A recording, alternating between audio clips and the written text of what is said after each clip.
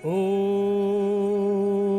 नमः प्रातः, नमः रात्याः, नमः सायं, नमो दिवे, भवाय च सर्वाय च चोभ्यां मकरम नमः।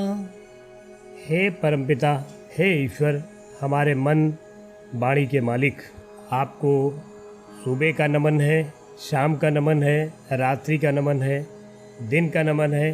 परमपिता के श्री चरणों में नमन करते हुए, भारत के समस्त ऋषि मुनियों के चरणों में नमन करते हुए, मैं आचार्य अरुण त्रिवेदी राशि ज्ञान से ज्योतिष क्या है इस विषय पर अपनी बात रखना चाहते हैं।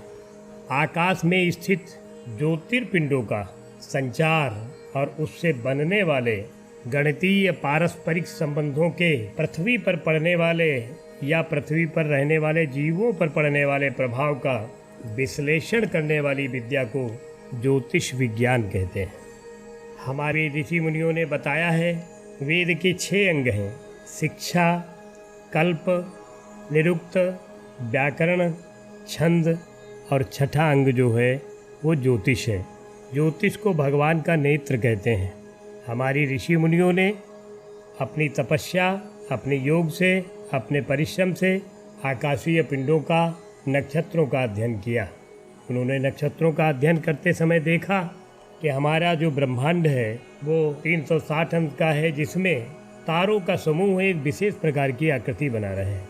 उन आकृतियों का अध्ययन करने के बाद हमारे ऋषियों ने उन्हें 27 भागों में उनके रूप रंग आकार के आधार पर उनको विभाजित किया।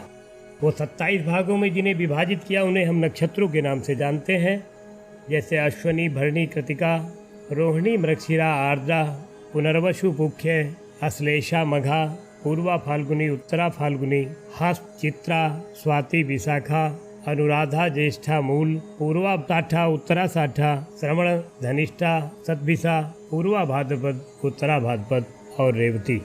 ये 27 नक्षत्र हैं। इनका अलग अलग गुण है, इनका अलग अलग प्रभाव है। इन 27 नक्षत्रों को 2.25 से भाग देने पर उन्होंने देखा इसके अलग एक विशेष प्रकार की आकृति बन रही है। कहीं पर घड़े जैसी आकृति बन रही थी, कहीं पर भिक्षु जैसी आकृति बन रही थी, कहीं पर तराजू जैसी आकृति बन रही थी। इस प्रकार 12 प्रकार की जो आकृतियाँ प्राप्त हुई, हमारे ऋषियों ने उन आकृतियों के आकार, रूप, रंग के आधार पर उन्हें राशि का नाम दिया और उनका नामकरण किया। मेष, वृष, मिथुन, कर्क, सिंह, कन्या, तुला, वृश्चिक, धनु, मकर, कुंभ, मीन। इन सभी नक्षत्रों का प्रकाश पृथ्वी पे आता है, जिसका प्रभाव होता है। हमारे महान ऋषियों ने इसके आगे जो अध्ययन किया उसमें उन्होंने पाया कि हमारी पृथ्वी सौर परिवार का एक अंग है। सौर अपने परिवार का राजा है। सूर्य के अतिरिक्त 8 ग्रह हैं जो सूर्य का चक्कर लगाते हैं: मंगल, चंद्रमा, शनि, शुक्र, राहु के छाया ग्रह हैं, बुद्धि के मालिक बुध। इस प्रकार से 9 के ग्रह हुए। इनका भी प्रकाश पृथ्वी पर आता है और जो सभी राशियों पर अपना प्रभाव डालता है। ये प्रभाव अच्छा या बुरा होता है।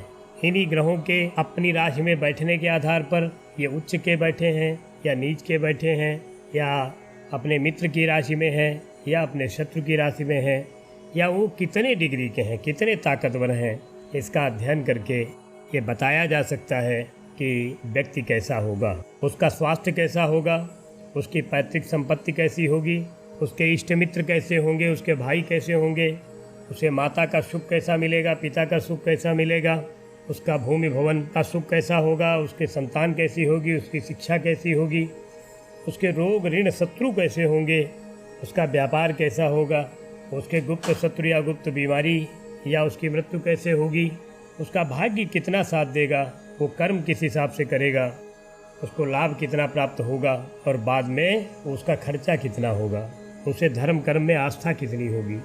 इसी तरह से अत्यंत गोपनीय बातों की भी जानकारी उसके विषय में ज्योतिष के ज्ञान से प्राप्त की जा सकती है। किसी व्यक्ति का विवाह कब होगा, नौकरी मिलेगी या नहीं मिलेगी, मिलेगी तो कब मिलेगी, विवाह किस दिशा में होगा, व्यापार करेगा तो कौन सा व्यापार शुभ रहेगा, इन सभी बातों के विषय में जानकारी प्राप्त की जा सकती है। अंत में इतना ही कहना चाहूँगा कि ज्योतिष एक महत्वपूर्ण शास्त्र है एक महत्वपूर्ण विज्ञान है जिसका लाभ हम सभी को लेना चाहिए, जिसका लाभ लेकर के अपने ग्रहों के विषय में जान करके हम अपने जीवन में विशेष बदलाव कर सकते हैं या ऊंचाइयों को छू सकते हैं। धन्यवाद।